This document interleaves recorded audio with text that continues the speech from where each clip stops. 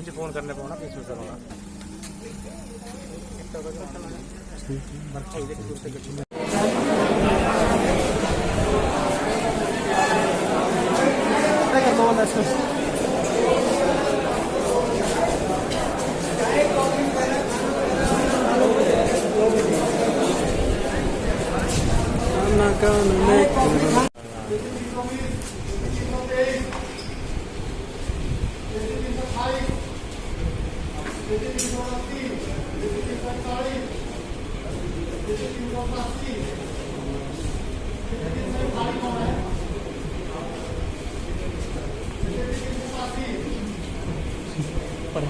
सावधान वहाँ से तेज चलेगा आई बकरे ला लो तो बढ़ के पानी पूनी पीना है वही का काम करना।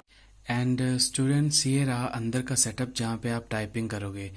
ऐसा क्लिपबोर्ड होगा और ऐसे आप उनका कीबोर्ड साइड में रख सकते हो और अपना कीबोर्ड वहाँ पे ट्रे में रख सकते हो। ये ट्रे जो है ये फिक्स ट्रे है, ये आगे पीछे मूव नहीं होगी।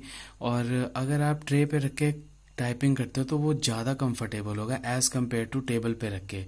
और बाकी यही कहूँगा कि please subscribe, like, share my channel and आपके सपोर्ट की अभी बहुत ज़्यादा ज़रूरत है। Thank you very much for watching this video.